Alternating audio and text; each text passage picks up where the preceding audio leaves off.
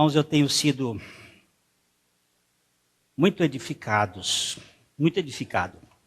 com a questão da adoração na Bíblia. O centro do trono de Deus. E o Senhor há de nos mover para este caminho do Cordeiro, da presença do Cordeiro. Mas hoje vamos tratar um pouquinho sobre esse assunto do descanso da nossa alma. O descanso da alma. Eu já soube de um pastor que pregou 1000 sermões em João 3,16. Eu digo, e quando vai esgotar? Não esgota nunca. Você pode viver a vida toda e nunca vai esgotar o amor de Deus. Porque Deus amou. Essa expressão aí é toda a riqueza do caráter de Deus. Falar as mesmas coisas é a mesma coisa que beber água. Sempre eu bebo água e sempre eu quero beber água. Então, o descanso da alma é um processo que a gente vai descobrindo cada vez mais na intimidade com o Senhor. Vamos ler juntos esse texto de Jesus. E ele disse isto num momento quando aquelas cidades, Corazim, Betsaida, Cafarnaum, cidades onde ele havia realizado muitos milagres, e aquelas cidades estavam desprezando o Senhor, achando que era muito vulgar. E o Senhor, num momento assim de suspiro da alma, ele deu um grito íntimo. Graças te dou, ó Pai, Senhor dos céus e da terra, porque ocultaste essas coisas aos sábios e aos entendidos, mas revelastes aos pequeninos. Isso foi do teu agrado. E então ele diz que ninguém conhece o Pai senão o Filho. Ninguém conhece o Filho senão o Pai. Ninguém conhece o Pai senão o Filho e aquele a quem ele o quiser revelar. E foi aí que Jesus usou essa expressão, que vamos ler juntos. Vinde a mim, todos vós que estáis cansados, e eu vos aliviarei. Tomai sobre vós o meu jugo e aprendei de mim, porque sou manso e humilde de coração, e achareis descanso para as vossas almas. Querido Pai, nós te agradecemos, porque Tu és o Deus da graça. E o Senhor nos tem chamado para a Tua eterna glória. Concede-nos que possamos depender de Ti. Toma nossa mente, coração, alma, espírito para Ti mesmo. Nós queremos estar diante do Senhor. Dá-nos a revelação da Tua pessoa, da pessoa do Teu Filho, do majestoso Espírito da graça. Fala conosco esta manhã, no nome do Senhor Jesus. Amém. Aqui nós temos um imperativo estimulante. É uma convocação indiscutível e ao mesmo tempo se torna num convite cordial. Jesus ordena aos cansados que venham a Ele. Contudo, o seu chamamento não é cogente. Ele não está exigindo desempenho forçoso, embora o apelo nos pareça irrecusável. O Senhor abre as portas aos executivos exaustos e faculta o ingresso aos oprimidos. Jesus nunca, eu tenho falado isso muitas vezes, nunca usou o pé de cabra para violentar a sua entrada em qualquer vida. Jesus não impõe, ainda que seja um imperativo, vinde a mim. Este imperativo é um imperativo convidativo para os cansados, para os sobrecarregados, para virem a Ele mesmo. O Evangelho é uma proposta para os esforçados que se encontram agora esgotados.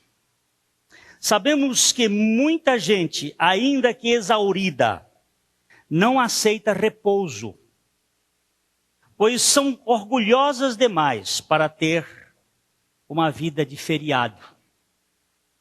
A religião não tolera folga.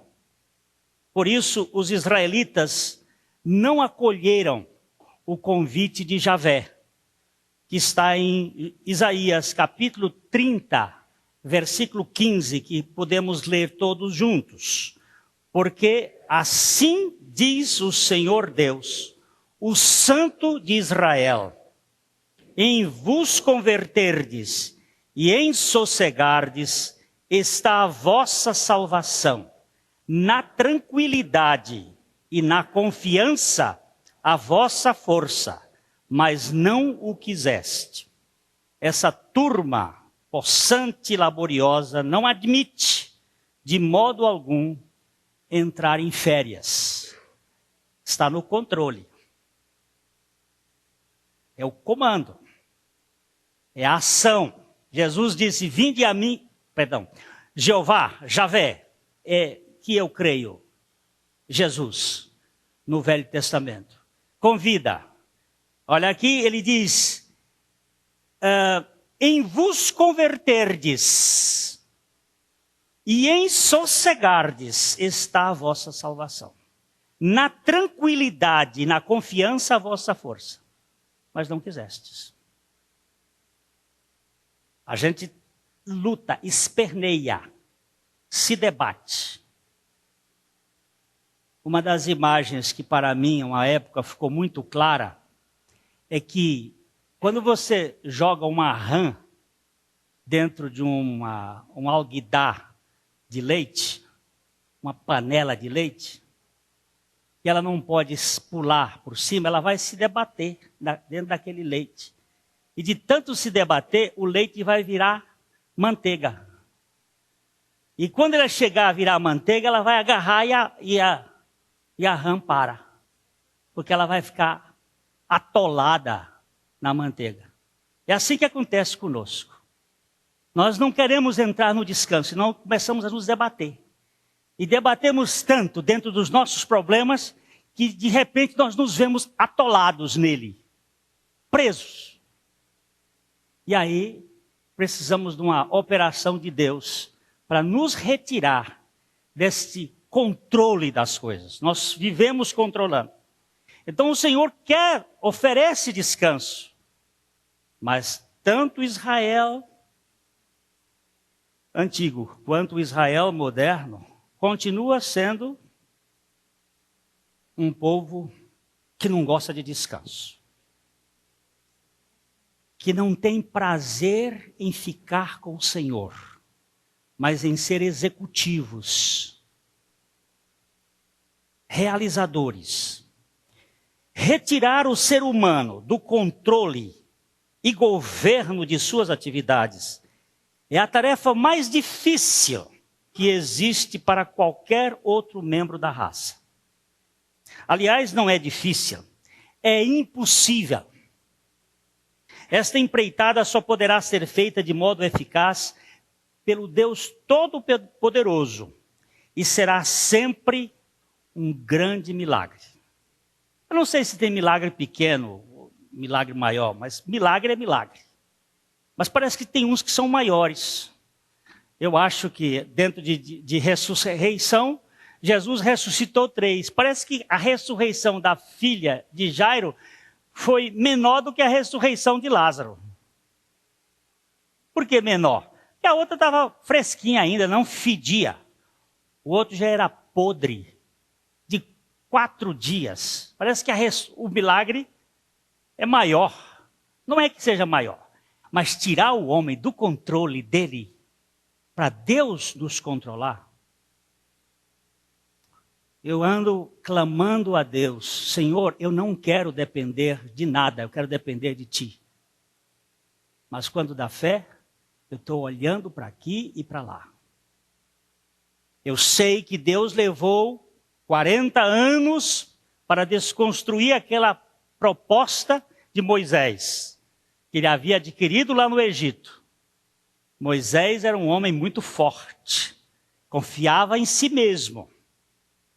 E no final, quando Deus o quer usar, ele vai dizendo, eu não tenho capacidade, eu sou gago, eu não tenho possibilidade.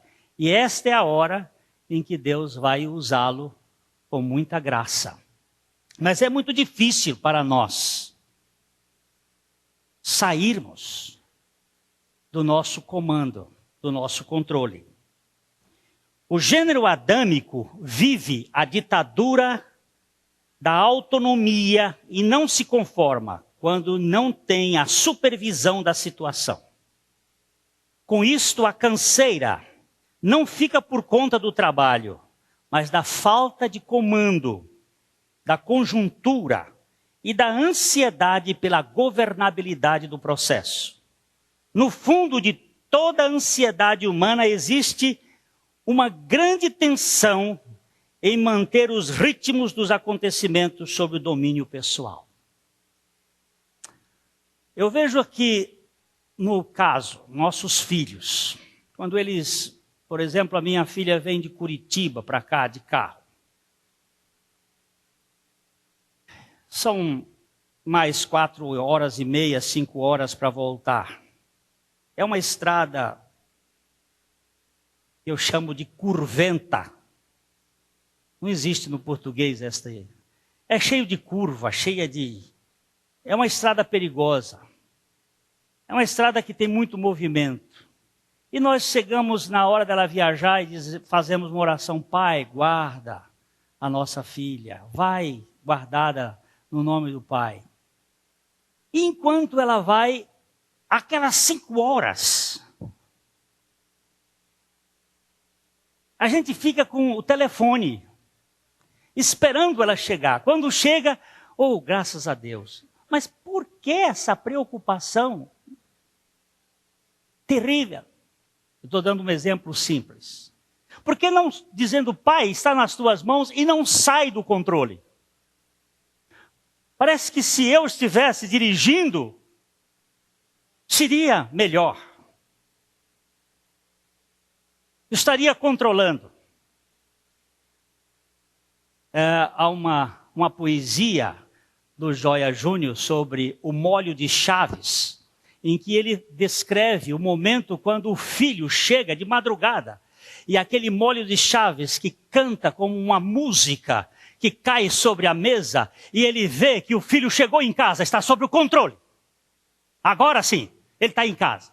Ele não estava lá ele dizia assim, o Senhor está guardando, mas parece que Deus não guarda, se eu não tiver com os olhos em cima. Nós temos muita desconfiança de Deus, de que Ele possa fazer as coisas melhor do que nós.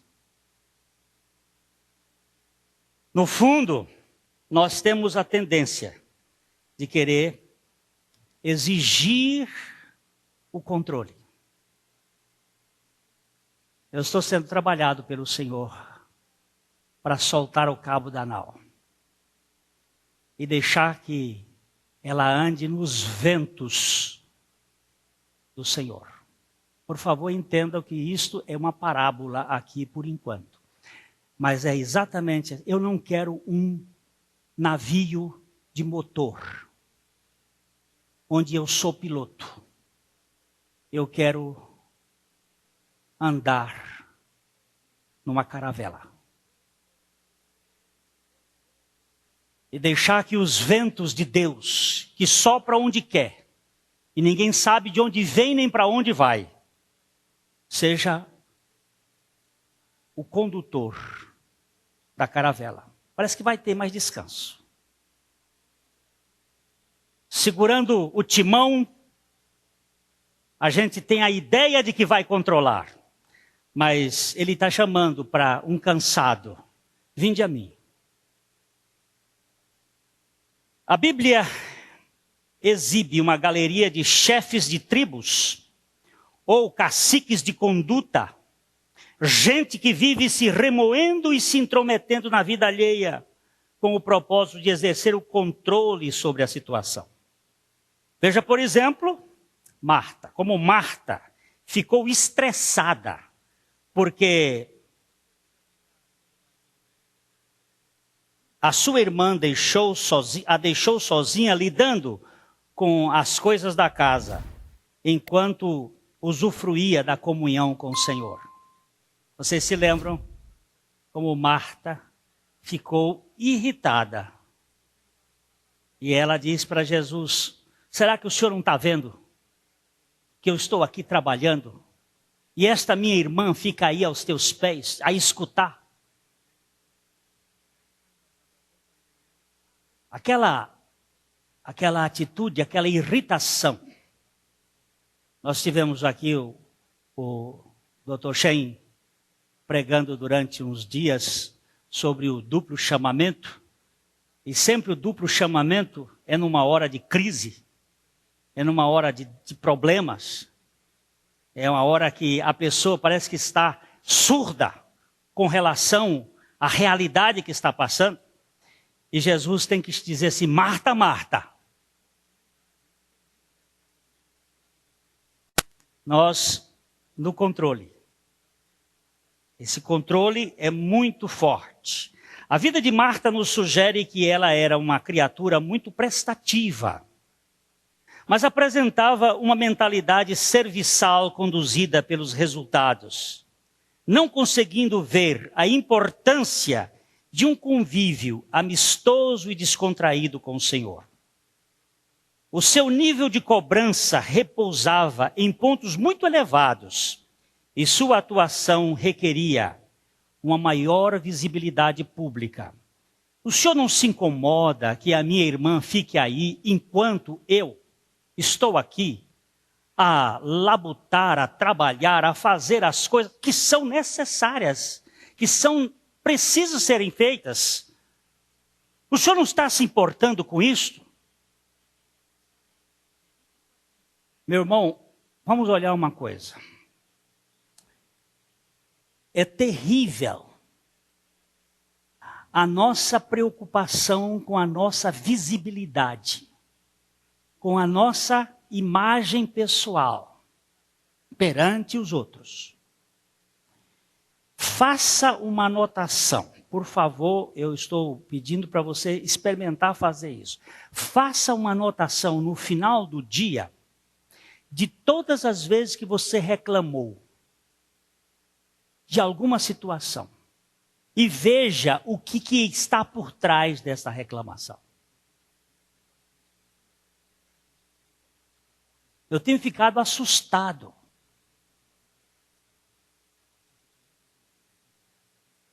Como eu tenho tendência a me valorizar.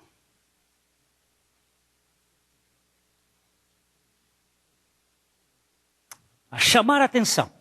Às vezes eu nem uso palavras, só no meu íntimo. Mas é profunda esta luta. Marta era uma boa moça. Eu gosto do jeitinho dela de trabalhar. Mas ela era encardida. A Marta tinha uma suvela aguda. Se você vai estudar a vida dela, você vai ver que ela era muito cobradora de impostos. Na hora que o Senhor chegou um pouquinho atrasado, ela já chegou e disse assim, olha, meu irmão morreu porque o senhor não veio. Se o senhor estivesse aqui, não tinha acontecido isso. Já foi dando uma bronca. Essa turma bronquítica, essa turma é terrível. Eficiente, mas é terrível. Talvez para ela o que se devia agendar como mais relevante seria o papel em favor da sua própria imagem, e não o relacionamento íntimo e pessoal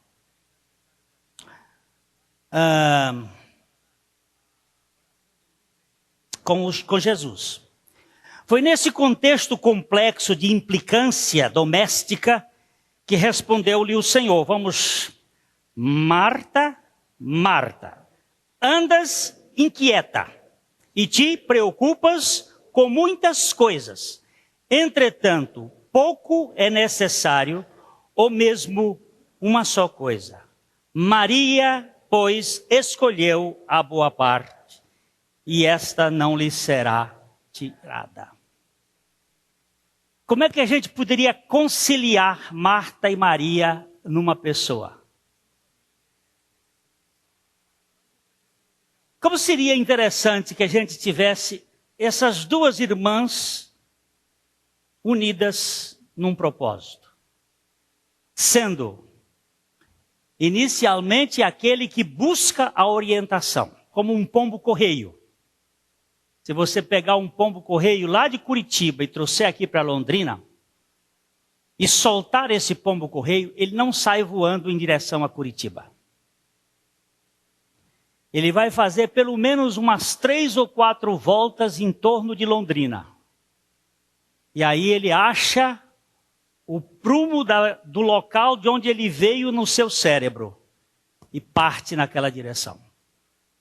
Ele não vai de uma vez.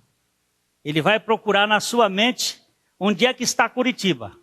E depois vai. É isso que Maria fazia. Ela estava aos pés do Senhor buscando a orientação. Mas também nós precisamos do papel das Martas que fazem.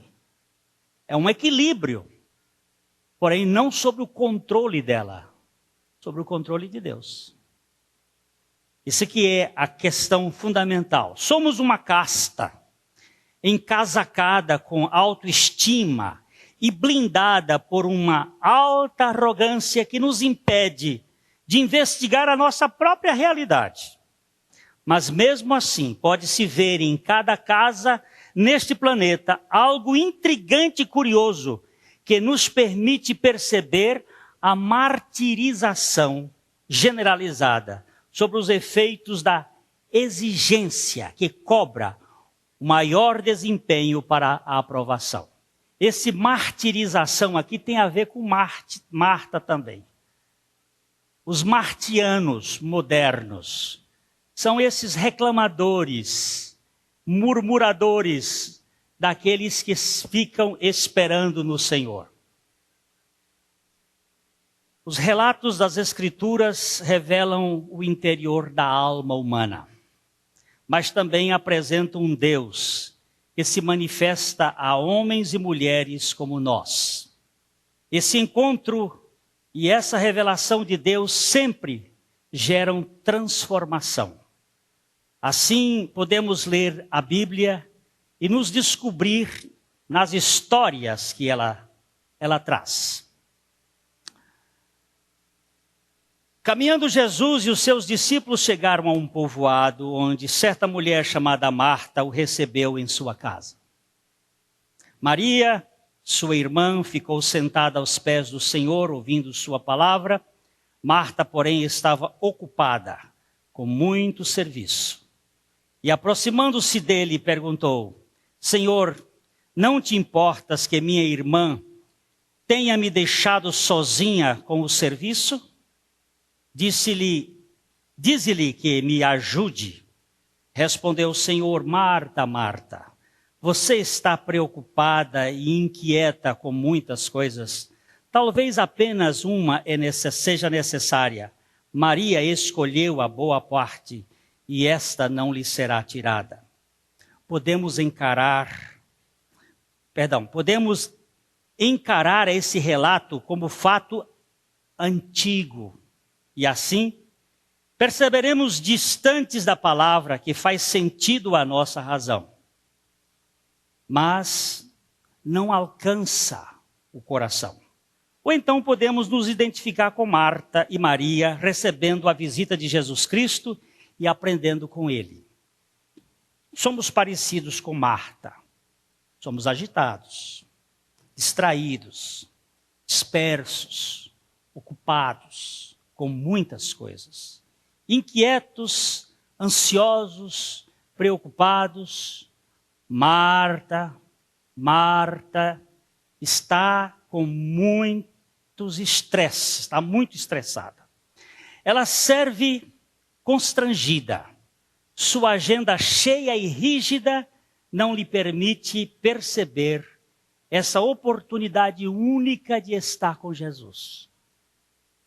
Está cheia de boas intenções, quer servir ao Mestre e receber bem os seus convidados, porém fica dividida entre fazer o jantar e, ao mesmo tempo, estar na sala com o Senhor. Não demora muito até que se irrite com Maria, que simplesmente se senta aos pés de Cristo para ouvi-lo.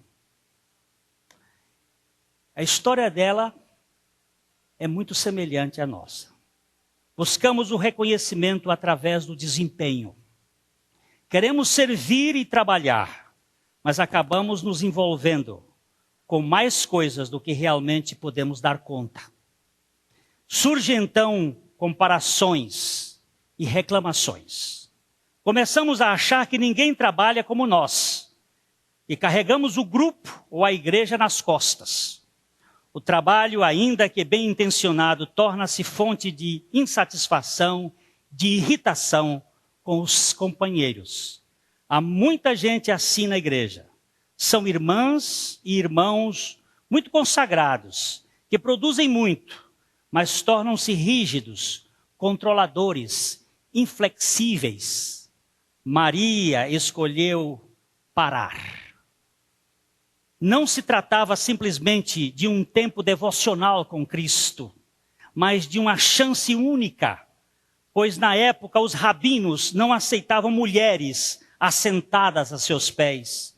Expressão que indica a aceitação de um discípulo por parte do seu mestre. Ela parou, separou o tempo necessário e ouviu com atenção. Será que temos um tempo assim?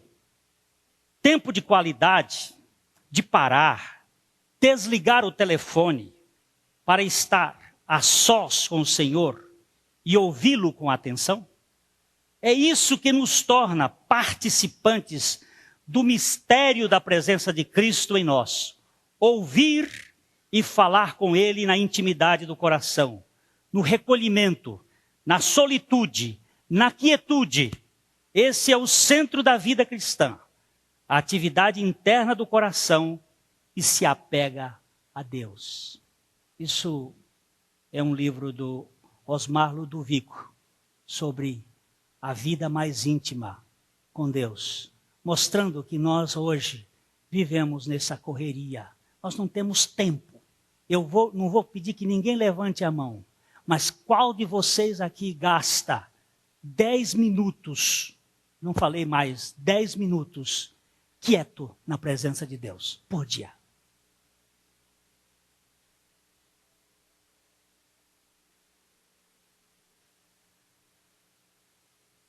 Jesus tinha 3 lugares que ele sempre ficou: deserto, jardim e montanha. Onde não tinha ninguém. Onde ele não tinha pessoas para conversar com ele. Eu li uma paráfrase muito interessante da criação de Deus e da criação do homem. No primeiro dia, Deus disse, haja luz. No primeiro dia, o homem esfregou um pau no outro e fez o fogo. Aí vai comparando, eu não quero ser rápido. Aí, no sexto dia, lá no sexto dia, ele fez os animais marinhos, os animais... E aí, o homem fez os submarinos e fez os aviões. E no sexto dia, Deus fez o homem à sua imagem e semelhança e descansou. E no sexto dia, o homem fez o computador à sua imagem e semelhança e nunca mais teve descanso. Acabou. Avião não deixa o sujeito descansar, carro não deixa descansar, telefone não deixa descansar, carro não deixa descansar. E tudo. Eu passei agora 20 dias lá no Piauí, não tem luz elétrica, não tem televisão, não tem rádio, não tem jornal, não tem telefone, não tem jeito. É isolado. 20 dias mais abençoados desses últimos anos. Não sabia de nada. Quando disseram, atiraram lá no filho de um médico, eu soube da história lá, não sabia, estava longe deste mundo, num lugar abençoado. Só via passarinho cantar, maritaca, né? Bonito por natureza, né? Lá naquele fim de mundo.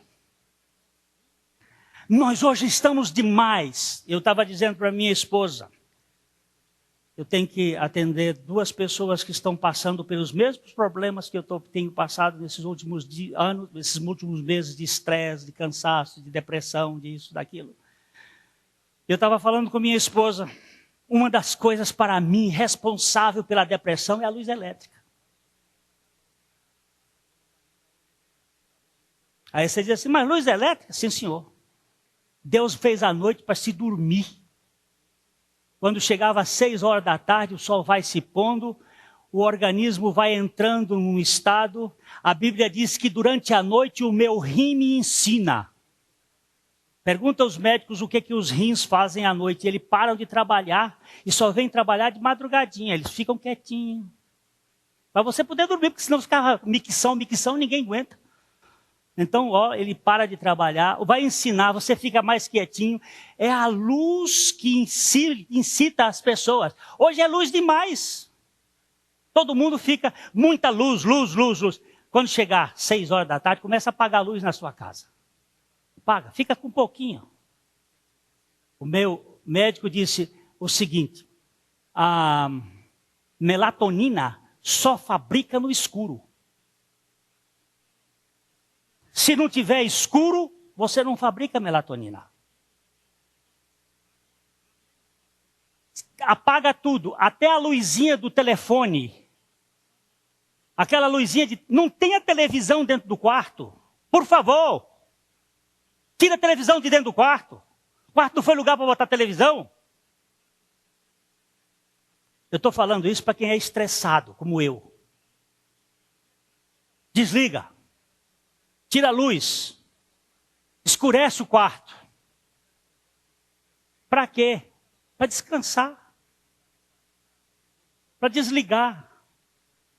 A cidade não deixa, o barulho da cidade não deixa, porque carro funcionando o tempo todo. E aí depois o sujeito fica deprimido e fica perguntando por que fica deprimido. Porque nós não estamos descansando mais. É tudo agitado. Senhor, dá-nos condição de quietar diante do Senhor.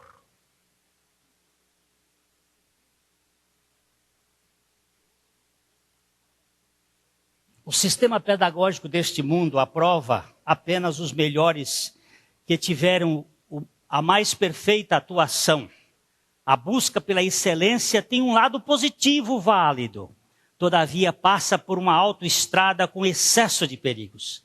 Ser sempre mais, maior e melhor é o sintoma de uma doença extremamente grave e um vício terrível do ego.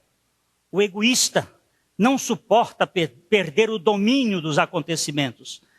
Mas segundo o irmão Christian Shen, que esteve aqui conosco, no reino de Deus, ganhar é perder e perder é ganhar. O sexto dia da criação foi um período de grande atividade por parte do Criador, dando origem aos seres viventes. No final daquele dia, Deus fez o homem à sua imagem e semelhança, como o último elemento do seu projeto. Adão não surgiu no meio do processo criador, mas no término de tudo. No dia seguinte, o 7º dia, Deus descansou de todo o seu trabalho. Eu quero que você preste bem atenção. Por que Deus não criou o homem no 5º dia ou no 4º dia, mas criou no último dia? O homem é a última peça da criação de Deus. Ele foi criando, pá! Segundo alguns estudiosos, porque no 6º dia houve outras coisas criadas, o homem foi criado na hora 12, ou seja, nas 6 horas da tarde, antes das 6 horas da tarde, do último dia. E já foi criado para o sono do descanso. Porque o dia terminava lá, nas 6 horas da tarde, na contagem israelita. Então o homem foi criado no fim. O descanso de Deus é o primeiro dia da existência de Adão. A humanidade não começou a sua história antes de tudo estar concluído. O seu início é exatamente no período que se denomina repouso do Criador. O dia sabático de Deus é o começo da jornada do homem na terra, apontando para um fato muito importante. Sem descanso, ninguém consegue trabalhar com prazer. O descanso vem logo no primeiro dia da existência do homem. O primeiro dia da existência do homem é o dia do sábado do Senhor, é o descanso do Senhor. Depois que surgiu o pecado, vemos uma mudança no parâmetro na estimativa do repouso. O acordo do Sinai mostra que houve uma reviravolta nas condições do ajuizamento do sábado.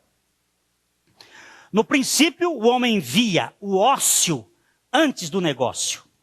E as férias vinham na frente do trabalho.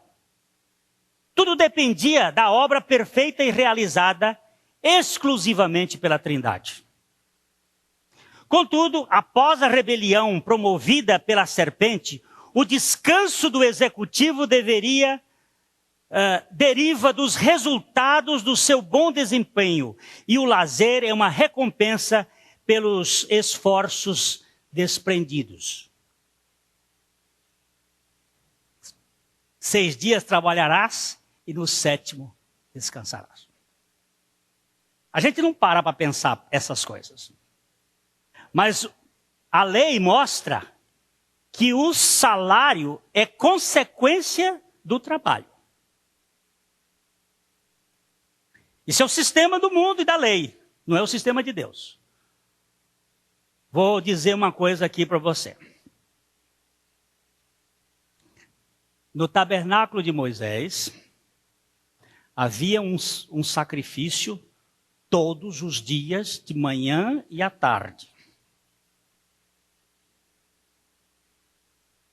Só podia entrar no Santo dos Santos o sumo sacerdote uma vez por ano no dia da expiação, no Yom Kippur. Uma vez, com sangue. O tabernáculo de Davi teve um sacrifício apenas no dia da inauguração.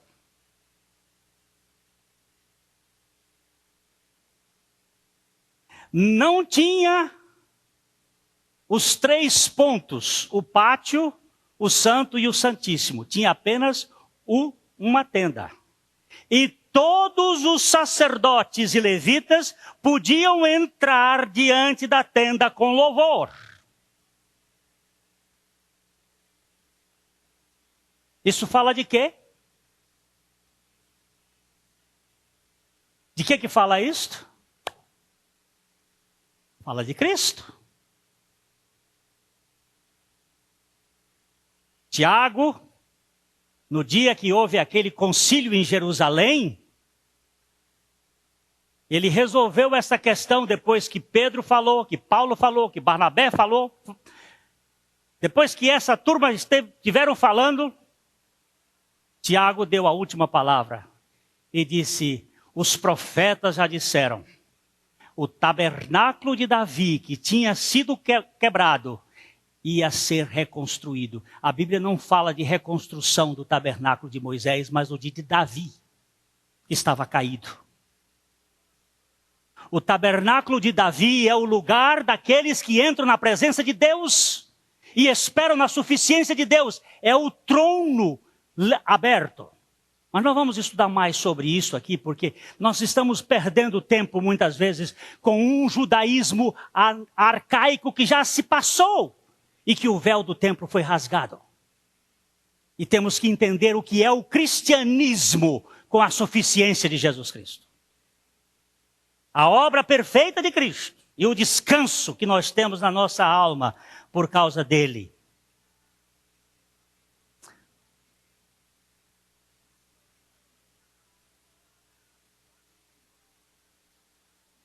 Não é?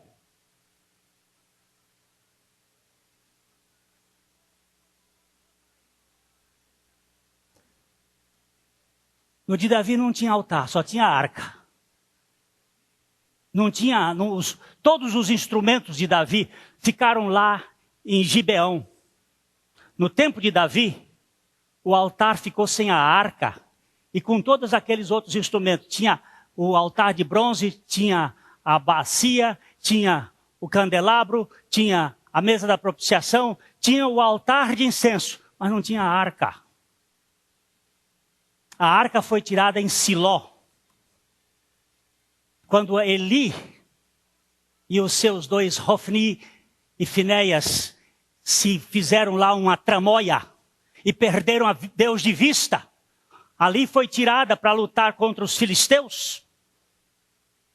E a arca então passou por um caminho terrível, foi para Asdod, depois foi para Gate, depois foi para Ecrom, depois foi para Bet-Semes, depois foi para...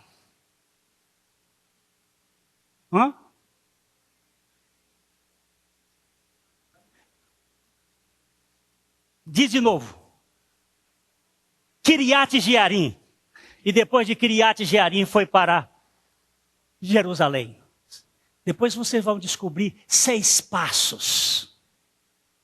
Cada passo um sacrifício, cada passo um sacrifício, cada passo um sacrifício, cada passo um sacrifício e nunca mais sacrifício nenhum. Porque a obra estava completa em Cristo. Aquilo era profecia para uma obra completa de descanso. Não tem mais que carregar, hoje à noite eu vou falar sobre isso. Não tem mais que carregar a pedra, tem que carregar o testemunho do sacrifício de Cristo. E nós precisamos verificar que nós temos aquele que mudou o parâmetro da lei 6 dias trabalhar para descansar no último. Mas o Novo Testamento é descansar para trabalhar. O primeiro dia da semana é o dia do descanso. É a mudança da semana de esforço para a semana da graça. A semana do Velho Testamento, da lei, do Velho Testamento, da lei, é trabalhar para descansar. A semana do Novo Testamento, da graça, é descansar para trabalhar. Não é Marta e Maria, é Maria e Marta. Primeiro se descansa, depois se trabalha.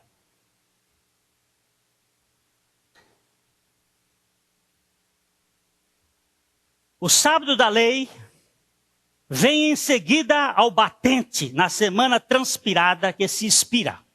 Vamos ler Êxodo 31, 15, a parte A do versículo. 6 dias se trabalhará, porém o 7º dia é o sábado de repouso solene, santo ao Senhor.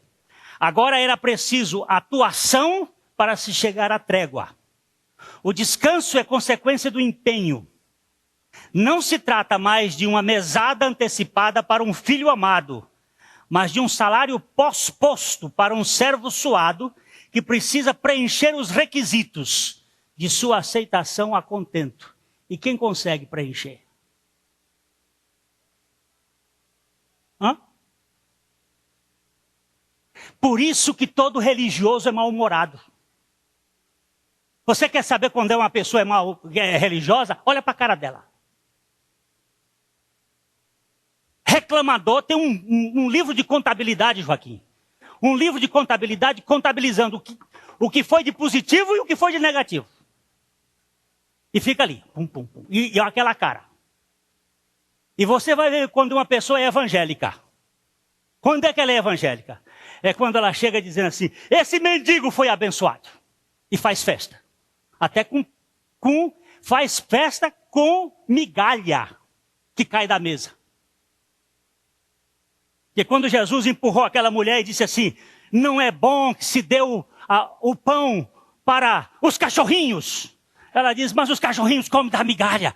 O senhor pode fazer aqui que eu estou satisfeita. Isso aqui é evangelho, meu irmão. Isso é diferente de religião. Religião tem muito direito. Tem muita reivindicação. Tem muita gente de sindicato. Pode até ser presidente da república, mas é sindicato. É mentalidade de cobrança. Depois os cartões vão servir. Para isso tudo que você sabe, é esta farra pública. Mas no evangelho, não, meu irmão. Com 5 pães e 2 peixes, ele faz uma festa para uma multidão inteira. É graça, meu irmãozinho. Por favor. Não me bota mais pedra nas minhas costas que eu não aguento.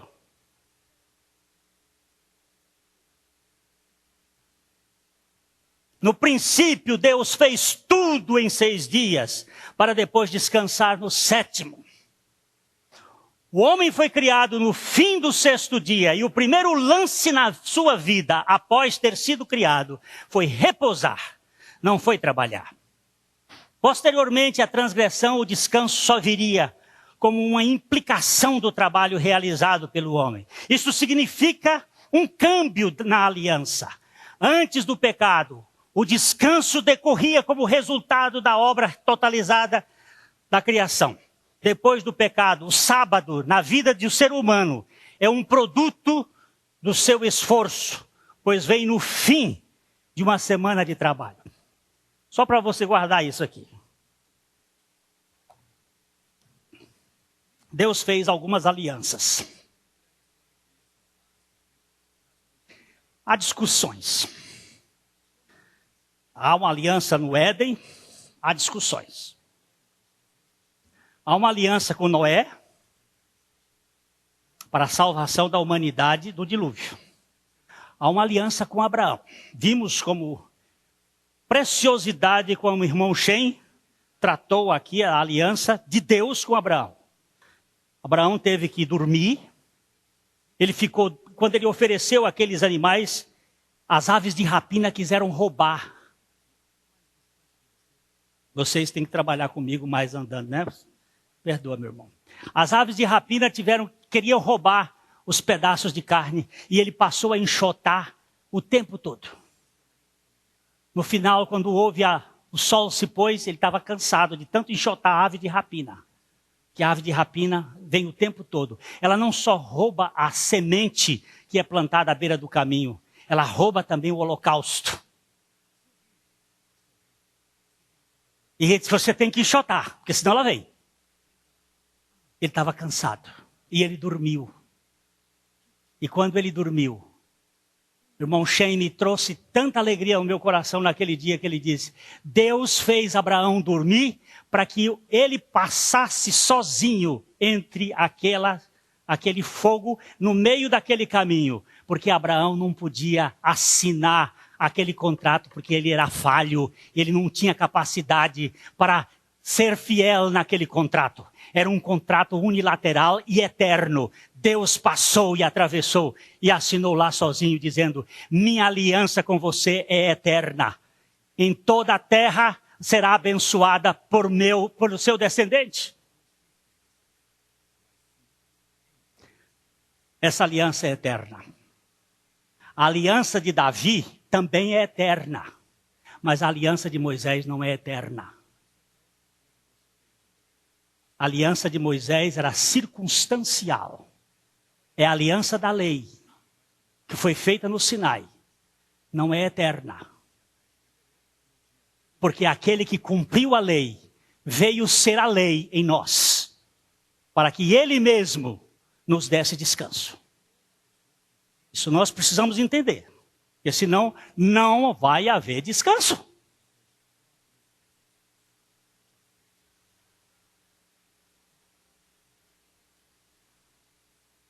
O descanso da lei é uma proposta inatingível.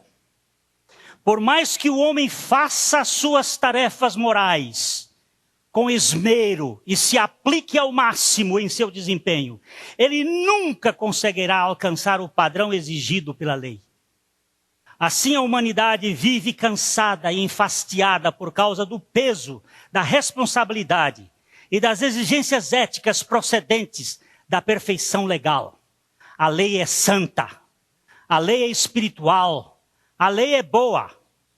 O que diz Romanos 7,14?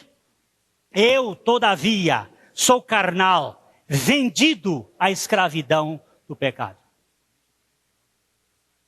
O conflito da lei do pecado com a lei divina, que é perfeita, gera uma guerra puxada e cansativa, que exaure a alma. O fracasso no descumprimento da lei, ou o orgulho na prática de algum mandamento, acabam produzindo um rombo de energia em nosso ser, que em última análise vai se refletir num estado de esfalfamento e enfado em nosso interior. Tanto uma coisa quanto outra. Quando você fracassa, quando você desobedece à lei, e você não pratica a lei, você entra em depressão. E quando você cumpre e faz como aquele que diz assim, graças te dou porque não sou como os demais homens, faço tudo isto aqui com muito esmero, aquilo ali está roubando toda a energia de você. O orgulho, a presunção de que você é capaz, é terrível. Cansa. Cansa. Para manter aquele padrão. A ordem convidativa do Senhor tinha como pano de fundo esse estado de sobrecarga. Havia uma multidão de cansados e oprimidos sem qualquer chance de alívio sob o peso intolerável do legalismo. E Jesus apela para a alternativa do sábado da redenção. Adão foi criado no sexto dia e Jesus foi crucificado na sexta-feira pascal, a fim de desconstruir o modelo exigente da contrapartida e estabelecer o novo padrão da aceitação do pecador pela suficiência da graça incondicional. No dia em que você e eu tivermos a consciência que nós fomos aceitos incondicionalmente pela graça de Deus em Cristo, vai haver festa na casa de Abba, com bezerro cevado e com música e dança. Isso é tabernáculo de Davi. Com palmas. Palmas. Alguém não gosta de bater palma. Diz que palma não é de Deus. Leia a Bíblia para ver se não tem palma. E vê como criança faz. A criança pequenininha, quando está alegre, ela não sabe de nada, já começa a bater palma. Esse é o período da inocência.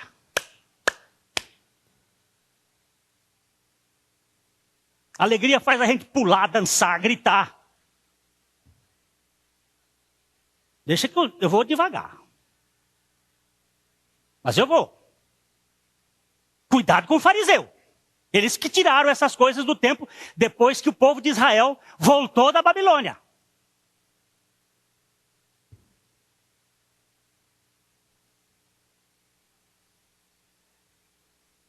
A ordem convidativa do Senhor.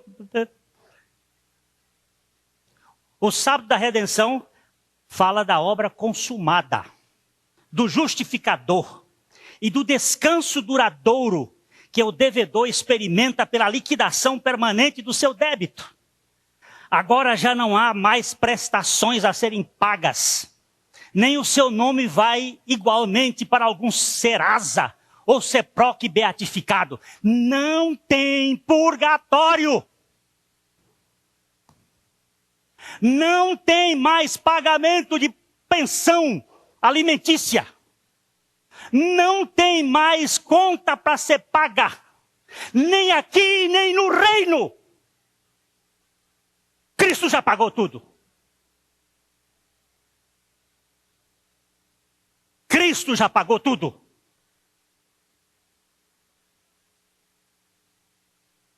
A suficiência de Jesus.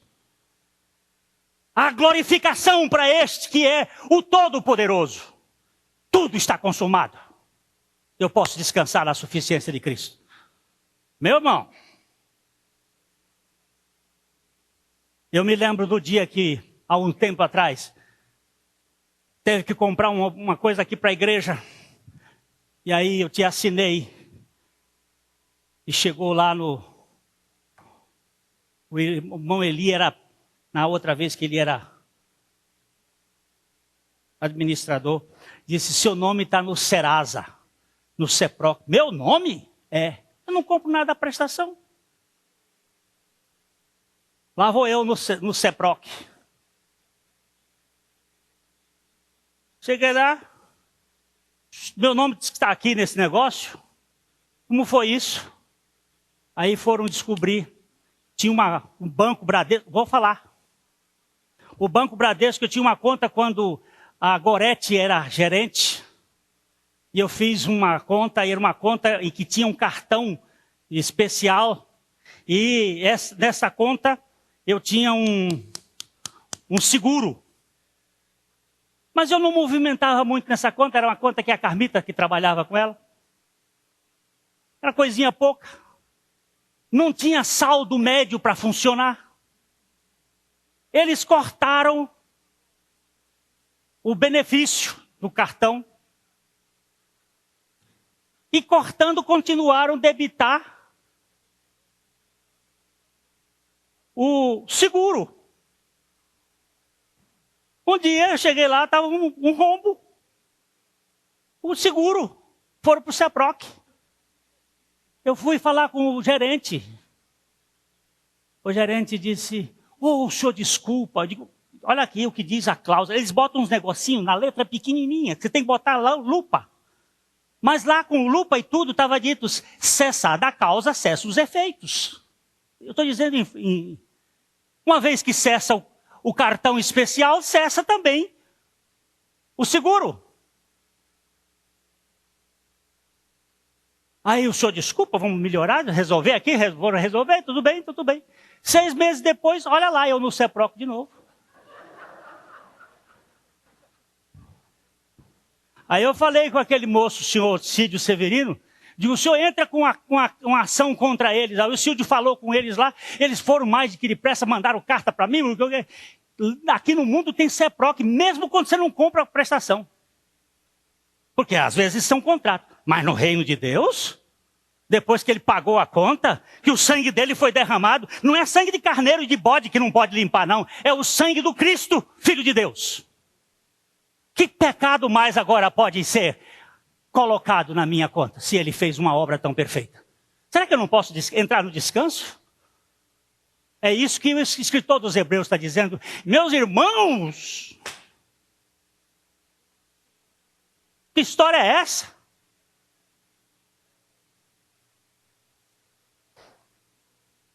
Porém, o descanso da alma tem ainda a ver... Não acabei não, gente. Eu só estou ainda na justificação. O descanso da alma tem a ver com a peregrinação. A questão não é apenas atual, mas processual. A vida de intimidade com o Senhor é um convite ao descanso na comunhão. Os judeus também tiveram uma oportunidade e não aceitaram essa oportunidade que foi dada em Jeremias capítulo 6, versículo 16. Assim diz o Senhor, ponde-vos à margem no caminho e vede, perguntai pelas veredas antigas, qual é o bom caminho? andai por ele e achareis descanso para as vossas almas. Mas eles dizem, não andaremos.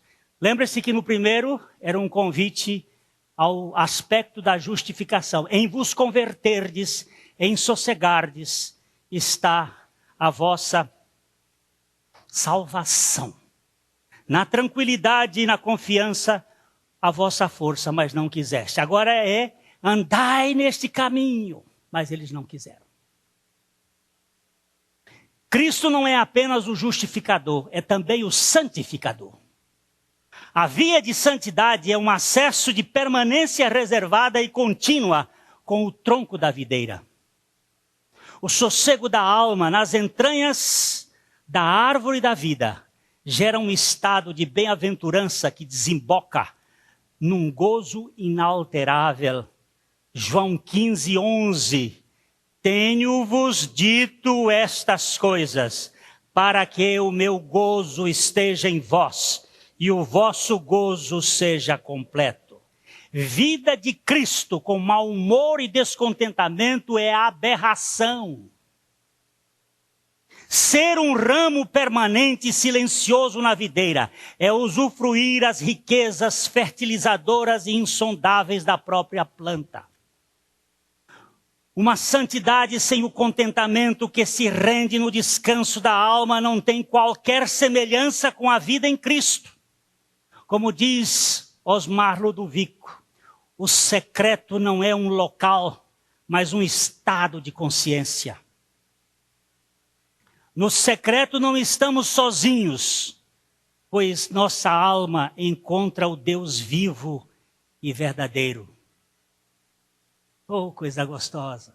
Senhor, o Senhor não desiste de mim. O Senhor não me abandona. O Senhor não me descarta. Foi o Senhor que me buscou e é o Senhor que termina essa obra. A quietude da alma, no relacionamento particular com Cristo, é a fonte de sua maior atividade espiritual. Quando a alma se aquieta, como uma criança amamentada no colo de sua mãe, então a vida espiritual mais profunda começa a jorrar através de suas expressões visíveis. Isaías 12:2. Eis que Deus é a minha salvação. Confiarei e não temerei, porque o Senhor Deus é a minha força e o meu cântico. Ele se tornou a minha salvação. Eu não tenho uma salvação como doutrina, eu tenho uma salvação como uma pessoa e um relacionamento de intimidade. A vida espiritual autêntica é a vazão da vida de Cristo, do nosso espírito para a nossa alma, suscitando descanso e familiaridade com o Senhor e motivando um ambiente de paz e afeto com os irmãos. João 7:38. Quem crê em mim, como diz a Escritura, do seu interior fluirão rios de água viva. Não existe descanso onde houver comparação, competição e complicação. Descanso. Deixa eu contar aqui um pedacinho mais, só um instantinho. O Shen, falando aos líderes, lá no acampamento, ele chamou a atenção para a crise de Refidim. Vocês se lembram? Refidim é antes do Sinai. Existem 42 estações, desde que saíram de Gozém até entrar em Gilgal. São 42 estações. Sinai é a 11ª. Refidim é a 10ª. O povo murmurou, porque não tinha água. Quantas pessoas estavam ali? Quantas pessoas era o Israel no deserto? 2 milhões, mais ou menos. Quantas Londrinas? 4 londrinas. Quanto é 4 londrinas bebendo água? É gente para danar.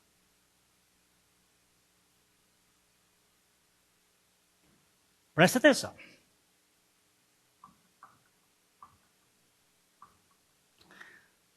Moisés disse assim, só estão faltando me matar agora, me apedrejar. O que eu faço? E Deus disse para ele assim, pegam os anciãos e vai para o Horebe. Horebe é o Sinai. Uma estação depois. Vai para lá. E lá você vai me encontrar em cima de uma pedra.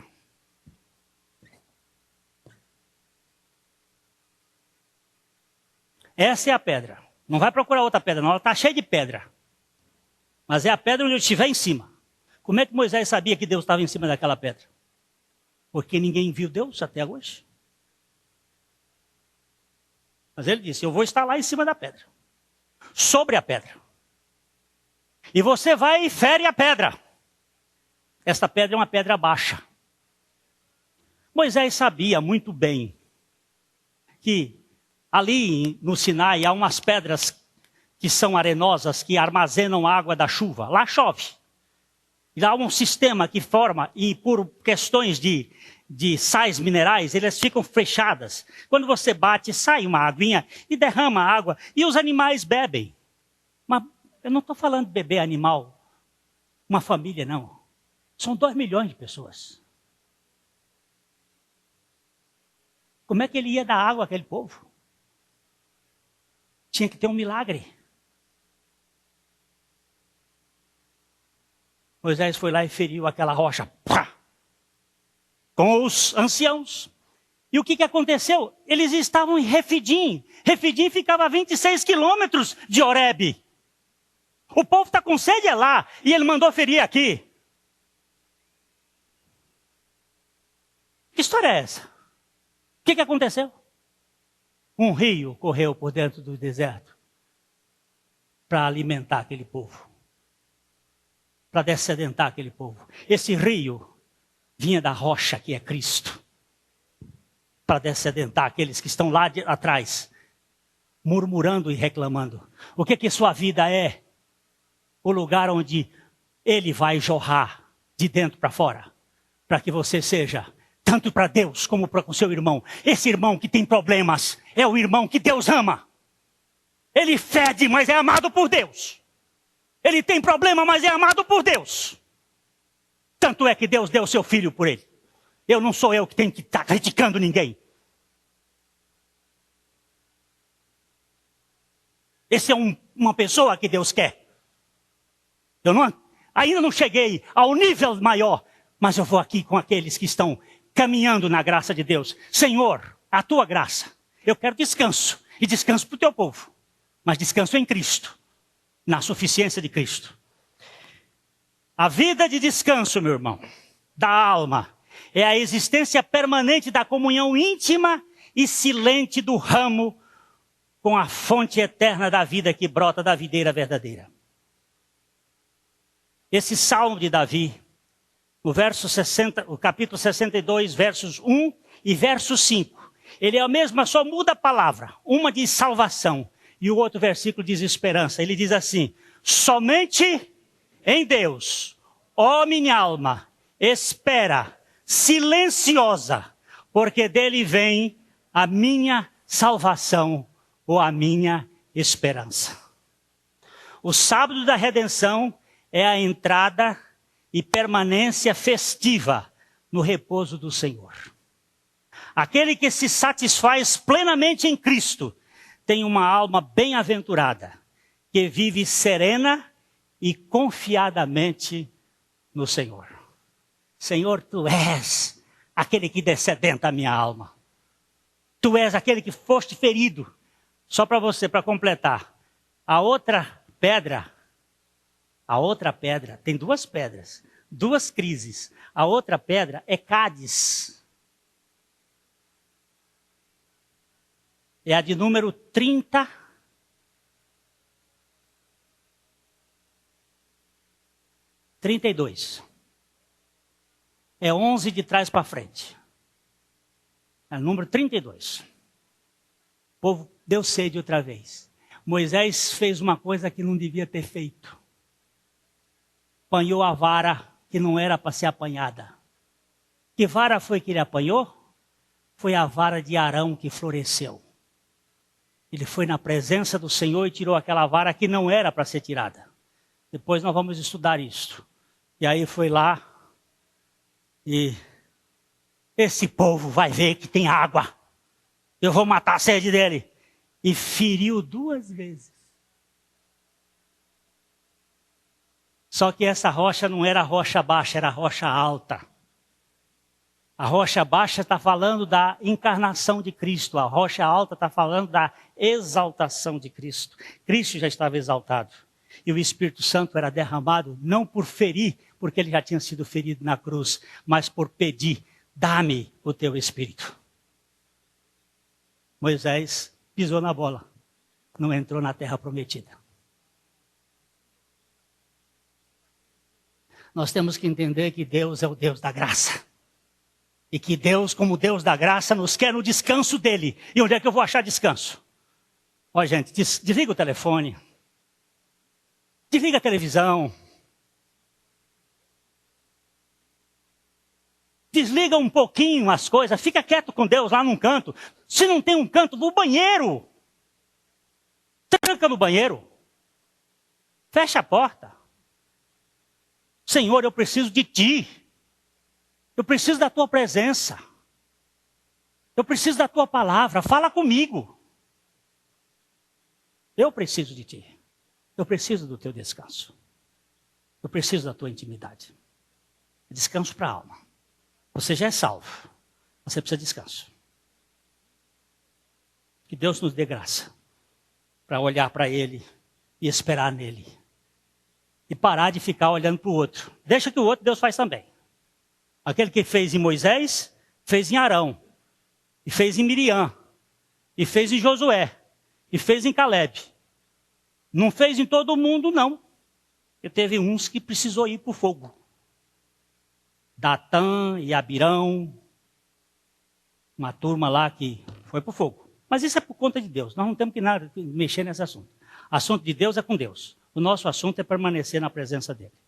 Que o Senhor nos dê graça a buscar o Senhor. Que o Senhor lhe dê graça hoje à tarde a olhar para ele.